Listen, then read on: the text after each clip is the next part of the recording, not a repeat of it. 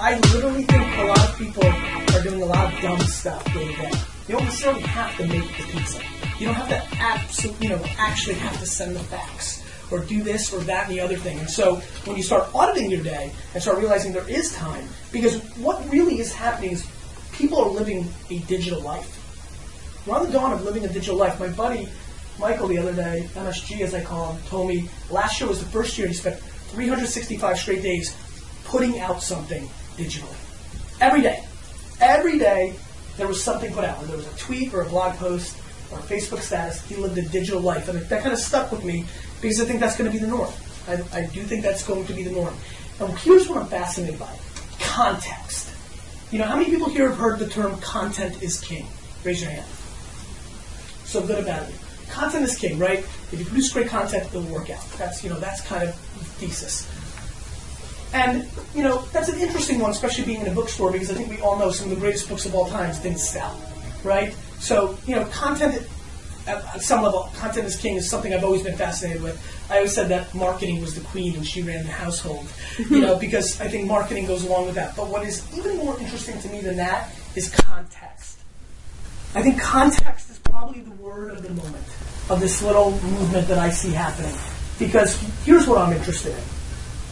I'm interested in the fact that there's several people here that I know, whether it's my brother or my mom, or if it's people that have been to all of my book signings, even when it was about a wine book, or people I've done wine business with, or the lawyer that I love so much. I have different relationships with people in this room, and I feel differently. Like when my mom walked in, I got emotional, because that's my mom. And, my sister's here too, sorry, Liz. But, like, the level of what I'm willing to do for them compared to what I'm willing to do for Sean, compared to what I'm willing to do for Mark, is different. Because I have different contextual relationships with them. And it goes all the way down to some people that I've interacted with on Twitter, and I can see their icons and know who they are, all the way down to, I don't know who this person is, but darn, they came here for me, and I'm really pumped. And that, to me, is the most fascinating thing about everything, and especially when it comes to business. Because what I want to do for business, and what I want the businesses that I consult for to do, is have a business relationship and have a customer forever. Not for this quarter report earnings to Wall Street, or for the next 20 minutes. And that's what I talk about. That's my thesis, that's the book, that's the case studies. What happens when you can create context that turns into a lifetime value customer? What is going to happen with every person in this room tonight and me? That we have this talk, that I'm going to sign a book, and I'm going to take a picture. Forever, everything's changed. Hopefully I'm going to do a good job and it's going to go pro. But conceivably, it goes con. Many people have met people that they've loved consuming on television or radio or print. The context changed in real life because they were a jerk, and they never supported them again. And I think that happens with businesses all the time, right? Many of us have done business with places for a long time.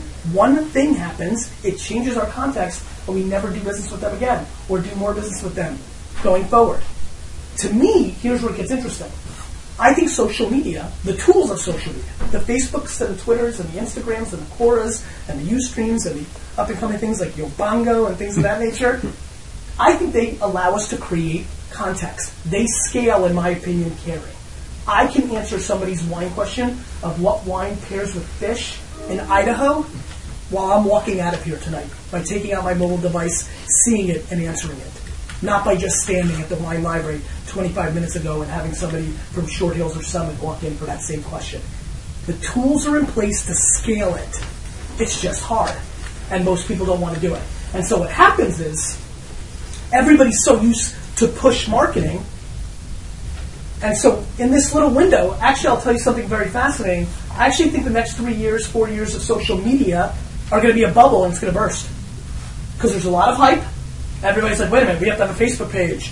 Why don't we have a Twitter page? You're an intern, you look young. Do our Twitter page. Do this now. We need it. It's a keeping up with the Joneses. We're walking with the clients and like, we need 250,000 fans. Why? We need them because we've got to keep up with this competitor or do this, or it's a number we just decided we need. And so it's almost very similar to the business principles that I saw during the 97 to 2001 web bubble. We need a website because everybody else has one. And they don't understand what's really happening in it. And unlike the first wave, where the reason people went out of business and it didn't work was because the business principles were bad and people weren't there, and they were overspending for the size of the market. Because I don't know if you guys remember, how many of you remember saying to yourself that you would never put a credit card into a computer? You know, we all said we wouldn't do that, but we did. We all said we weren't going to be on Facebook, but you are. You all said you weren't going to get a cell phone because you don't want anybody to call you anytime they want, but you got one, right? And so we say a lot of things we're not going to do. I think that the reason social media is not going to work in this next 2 or 3 year bubble is I just think people are going to do it wrong. And so when you spend money and time and you do it wrong, it's not going to work. I mean, it's just not going to work. And we see 90 to 95% of the interactions going on in social as wrong. You don't like a Facebook fan page so they can push another commercial video on you. You don't follow somebody on Twitter so they can say, buy this, buy this, buy this, buy this. It's about the engagement. If you were to go to twitter.com/GaryVee, which is GaryVee, and look at my screen, you will see that 90% of what you see is at replies to some other human being, and usually you can't even make out what's going on because I'm saying thanks, you're welcome, a wink, red wine, Pinot Grigio. You can't make context because I'm in the midst of a conversation. And that conversation is always going on and is always living and breathing and is, most importantly, always in the best interest of the person that's conversating with me. Because in the once in a while, when I want it for me, I'm more than happy to tweet out, buy my book. But I think way too many people are trying to close business 100% of the time. And the only way to be successful in social is to ask for business 5 or under % of the time. Building actual relationships. Every time you think about this space, just make pretend everything is human. You wouldn't go to a cocktail party with 75 business cards and brochures and just walk around and hand them out. And we all know people that sell us in real life too much, and we know how we've tuned them out and how we haven't invited them to the dinner party. And we haven't because they want to sell us on their Tupperware or whatever it may be, you know? Or you should be using me for your landscaping. Your flowers look like crap. Pushing and pushing, and it just doesn't work. And it doesn't work in real life, and it definitely doesn't work in social on the web. I think we're living through an amazing time for business. It is unbelievable to me that customers are willing to let us talk to them this way. It's unbelievable that it's okay for Wine Library to jump into a conversation between 2 people talking about Pinot Noir, and if we add our 2 cents, we're good guys, not bad guys. I feel bad for every marketer that had a market before this, where they had to spend money to get focus groups. And oh, by the way, like, you were getting real data. People didn't know they were in a building with 20 other people analyzing a product. That was about as natural as Atlas Hollywood. I mean, come on. The fact of the matter is, this is the biggest opportunity. This is impacting every business. And really, I think everybody's going to wake up in 5 years. And if they're not on board, they're going to be in big trouble. And here's why. This is very different than any other platform. You will not be able to throw money at this. We were smart at Wine Library and early, and we were buying the word wine on Google for 10 cents. We were the first advertiser for the word wine on Google AdWords. And we racked up. Here we are, 9 years later, and wine.com is the first result because they pay for it. And they paid $9. So they just spent money on it, and they were able to kind of curtail it. Here's what I think is happening with the thank you economy. The companies that engage with their customers actually help their customers, reply to every tweet. I have no idea why any tweet about a business would be left behind. I don't know why. I have no idea why somebody would leave a comment on a Facebook status of a logo-based business and it wouldn't be replied. I know why I can't. I know why me and Justin Bieber and Lady Gaga, why we don't scale, because when you get millions of fans, you can't respond to everybody if it's you.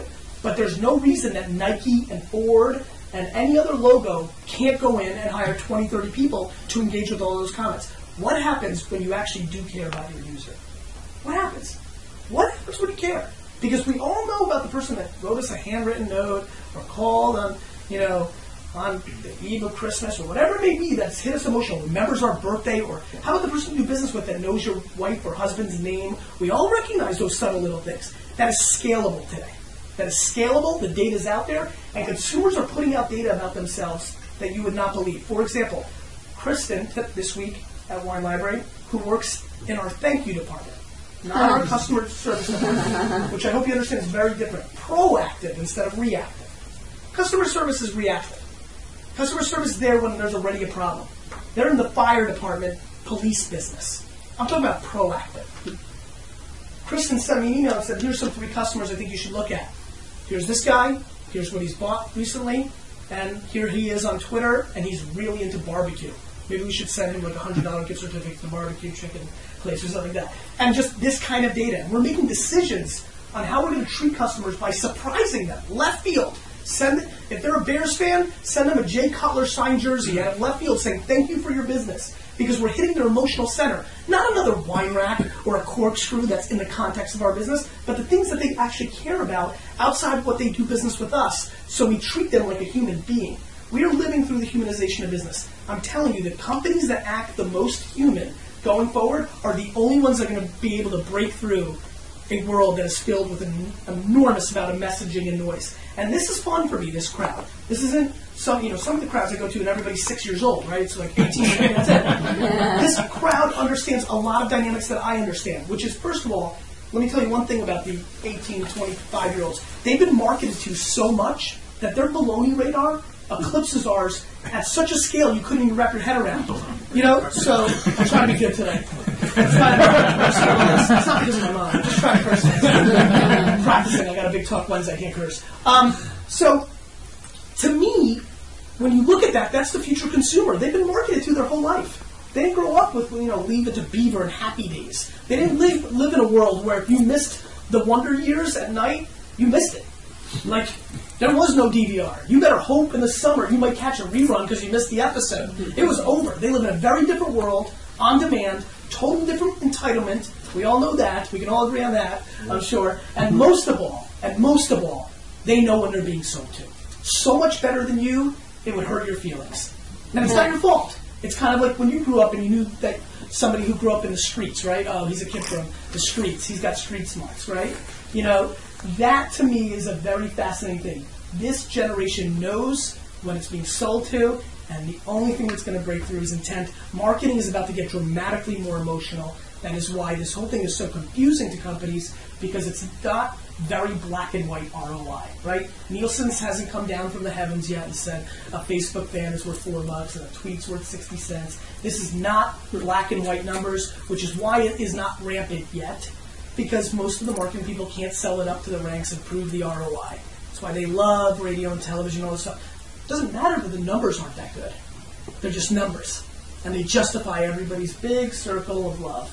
And it's just so nice. Meanwhile, companies continue to go out of business. If you do not adjust to the reality of the marketplace, you will end up looking like a nice boardroom full of 8 guys in 2000 when Larry said to Dick, "Dick, have you heard about this Netflix company?" Never heard of it. And Dick says to Charlie, "Charlie, you?" "Nope." Charlie to Don, "No." "Does anybody know anybody using this product?" "We sure don't." And those 8 executives on the board of Blockbuster made a mistake.